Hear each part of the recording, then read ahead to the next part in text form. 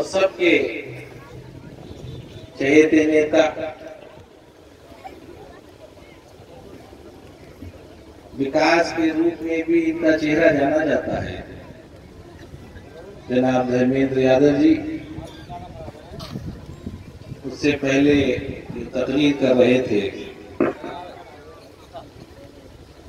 बाबा साहब वाहिनी के प्रदेश अध्यक्ष भाई संतोष जी, हमारे साथी और समाजवादी पार्टी के राष्ट्रीय सचिव भाई योगेंद्र साहब,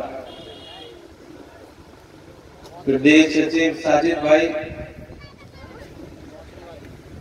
विधानसभा अध्यक्ष रणवीर सिंह जी से लेके फरज से लेके राजू,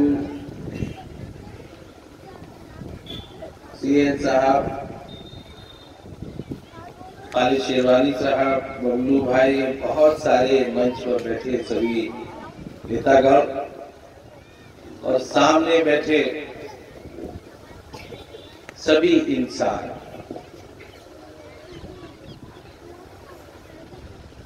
संतोष जी ने बाबा साहब के बारे में बहुत विस्तृत से जानकारी दी और बाबा साहब इस हिंदुस्तान के वो नेता हैं जिसकी हर पार्टी के नेता इज्जत करते हैं, कुछ दिल से और कुछ बगैर दिल से। मेरी बात आप समझ रहे हैं। और इस दुनिया में किसी का नाम बेवजह नहीं होता है। अल्लाह ने कहा है कि इस दुनिया में जो मेरे मखलूक की खिदमत करेगा मैं उसका नाम कयामत तक जिंदा रखूंगा। तो जरूरी नहीं है कि इस मजहब का हो, वो ये भी जरूरी नहीं है कि वो किस जाति का हो। अगर उसने अच्छा काम किया है, जिंदगी में कुर्बानियां दी हैं, इंसानों की खिदमत की है, गरीब की हिमायत की है और सामने चाहे कितना ही ताकतवर शख्स हो उसके खिलाफ भी अगर उसने मजलूमों की लड़ाई लड़ी है तो उसका नाम जब तक दुनिया कायम रहेगी ऊपर वाला उसका नाम कायम रखेगा। उस शख्स का नाम अभी नाम। और रही बात रिश्ते की, तो ये चेहरे जो मैं सामने बैठे खास तौर से दलित भाइयों के देख रहा हूं, तुम्हारे चेहरे की उदासी, तुम्हारी उम्मीद भरी आंखें हमारी सामने बैठी है माई बहनें, और मुसलमानों के चेहरे की उदासी मुझे एक ही जैसी लगती है। गहरा रिश्ता है। अम्बेडकर जी का जन्म एक गरीब परिवार में हुआ था। पढ़ने का शौक था और पढ़ने के लायक पैसे नहीं थे। उस वक्त में स्कूलों में एडमिशन भी नहीं दिया जाता था दलित लोगों को। बहुत मुश्किल से एक प्राइमरी में इस शर्त पे एडमिशन दिया गया था कि स्कूल के दरवाजे के बाहर जहां बच्चे चप्पलें उतारते हैं वहां बैठकर पढ़ते, लेकिन पढ़ने का शौक था। एक साहब ने फाइनेंस किया और बाबा साहब ने पढ़ाई शुरू की।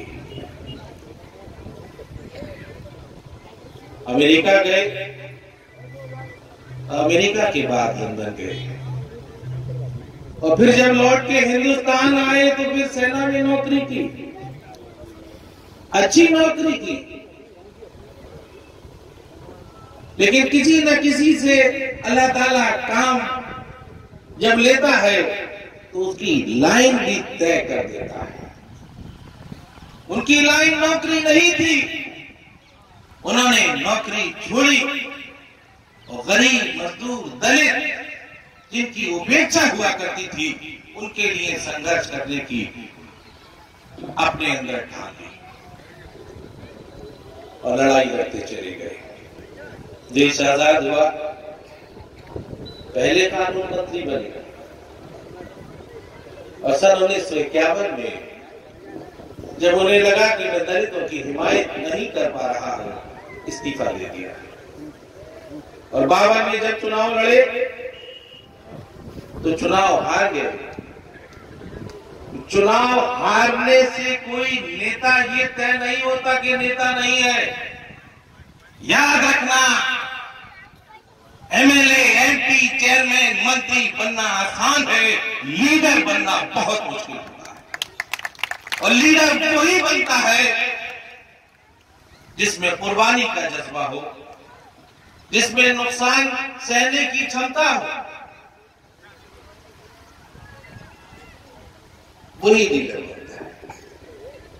एक मुसलमान ने इस्तीफा दिया और बाबा साहब फिर पार्लियामेंट पहुंचे। तब संविधान लिखा और संविधान के बारे में संतोष जी बहुत बता चुके। संविधान ये तय करता है कि आपकी ताकत क्या है, आप कैसे जियोगे, आपके अधिकार क्या है, आपकी जिम्मेदारी क्या है। आखिर आज पीडीए सम्मेलन की जरूरत क्यों पड़ी? पी फॉर पिछड़ा, डी फॉर दलित और ए फॉर अल्पसंख्यक। अल्लाह ने ये दुनिया मखलूक के लिए बनाई, इसमें सबसे बेहतर मखलूक आप लोग हो। मखलूक मतलब इंसान। जब लोग आपसे पक्षपात करेंगे तब लोग आपकी आवाज उठाने के लिए खड़े होंगे। आज यही हालत पीडीए के जितने ताल्लुक लोग हैं, चाहे पिछड़े हो, चाहे दलित हो, चाहे मुसलमान हो, आज की जो सरकारें हैं वो आपके बारे में नहीं सोच रही। इसलिए इस पीडीए के लोगों ने ये बीड़ा उठाया है कि सलीम शेरवानी साहब हो, चाहे धर्मेंद्र जी हो, चाहे संतोष जी हो, चाहे योगेंद्र जी हो, आपकी लड़ाई बहुत मजबूती से लड़ेंगे, चाहे नुकसान कितना ही हो। आपके चेहरे की खुशी, आपकी उम्मीद भरी आंखों को पूरी उम्मीद से, जब तक आपके चेहरे पे खुशी नहीं आएगी, ये स्टेज की पहली सीढ़ी जो बैठी है ये चैन से नहीं बैठी। और जेल से मत डरना, याद रखना, मैं कई बार कह चुका, जेल की स्ट्रेंथ कुल 2000 है और लोकसभा की स्ट्रेंथ 20 लाख है। कोई दुनिया की पुलिस आपको जेल में नहीं डाल सकती, लेकिन हिम्मत आपको करनी होगी, हौसला आपको करना होगा। अगर अम्बेडकर जी की, संतोष जी, आप यात्रा निकाल रहे हो तो सिखाओ इनको कि न जेल से डरना है, न नुकसान से डरना है। उन्होंने अपनी जिंदगी की जो कुर्बानी की है, अगर ये भूल डालते हो आप लोग तो एक अम्बेडकर जी की बात अपनी जिंदगी के अमल में हाथ से ला और सोच के जाना कि नहीं डरना है। हमारे इस्लाम में हुजूर सल्लल्लाहु अलैहि वसल्लम ने की 3 बातें अम्बेडकर जी ने अपनी जिंदगी में अपनाई। एक शिक्षित बनो, एक संघर्ष करो और संगठित रहो।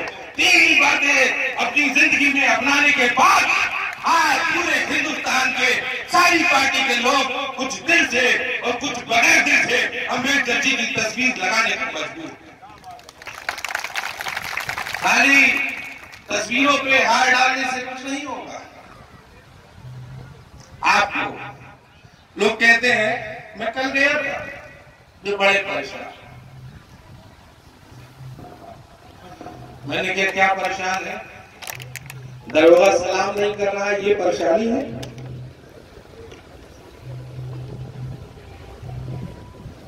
किसी को कोटा नहीं मिल रहा है, ये परेशानी है? किसी को नौकरी नहीं मिल रही, ये परेशानी है? अरे शुक्र भेजो अल्लाह का, ऊपर वाले का। अल्लाह ताला ने ये दुनिया इसलिए नहीं बनाई थी। ये चुनाव 100 साल पहले से शुरू हुए हैं और दुनिया लाखों साल पहले से शुरू हुई है। एक शर्त पे दुनिया बनाई थी। अल्लाह ने ये तय किया, अल्लाह ने वायदा किया कि वो तुम्हें रोटी देगा और बदले में तुम उसकी इबादत करोगे। बताओ तुम में से कौन सा ऐसा है जो भूखा सोता? क्या परेशानी? संघर्ष में ही करना होगा, और संघर्ष अगर नहीं करोगे तो आने वाली नस्लें तुम्हें माफ नहीं करेगी। खाली हाथ डालने से काम नहीं होगा, खाली ताली बजाने से भी काम नहीं होगा। आज से ये तय करके जाओ कि सरकार बदलनी है, अपना एमपी बनाना है, धर्मेंद्र जी को बनाना है, सलीम शेरवानी साहब को एमपी बनाना है। मुझे तो लगता ये है कि शायद 1 महीने बाद शेरवानी साहब के पोस्ट में पूर्व हट सकता है। इनका चुनाव पहले, एमपी साहब का चुनाव बाद में। दुआ करिए कि धर्मेंद्र जी भी एमपी बने और सलीम शेरवानी साहब भी एमपी बने, और दुआ ये भी कर दीजिए कि अगर आंवला भी मुझे पार्टी ने मौका दिया तो मैं भी तुम्हारी खिदमत करने के लायक हूं। लेकिन संतोष जी, आपको गांव-गांव जाकर डाटा बहुत बहादुर होता है। मैं खूब अच्छे से कहता हूं, कई तकरीरों में कह चुका हूं, और मुसलमान तुमसे खास तौर से कहता हूं कि जाटक समाज के लोग चुनाव में खाली जीत के पीछे नहीं भागते हैं। चुनाव में 2 चीजें होती हैं, एक जीत और एक वजूद। दलित समाज को मैं इस मंच से सलाम करता हूं कि ये चुनाव जीते या न जीते, वजूद जरूर जीते। वजूद नहीं हारती, और परसेंटेज भी इनकी 80 से कम नहीं होती। वायदा करो इस बार 100%, 90 कर देना, 100 को कैंसिल कर देना। करोगे क्या नहीं करोगे? हाथ उठा के बताओ कितनी परसेंटेज करोगे? 100 मत कर देना, 99 पे छोड़ देना। तुम्हारी ताकत बनेगी। जिन लोगों के आगे कभी अंबेडकर जी ने अपना सर नहीं झुकाया, वो आज तुम्हारे बीच वोट मांगने आएंगे। वोट ले सकते हैं, लेकिन वोट लेने के बाद तुम्हें अपने ड्राइंग रूम की कुर्सी पे बिठाना भी पसंद नहीं करेंगे। चाहे काशीराम जी हो, चाहे बहन कुमारी मायावती जी हो, मैं उनकी भी बहुत इज्जत करता हूं, काशीराम जी की भी बहुत इज्जत करता हूं। क्या लड़ाई लड़ी उन्होंने तुम्हारी? जब इलाके में गुजरता हूं,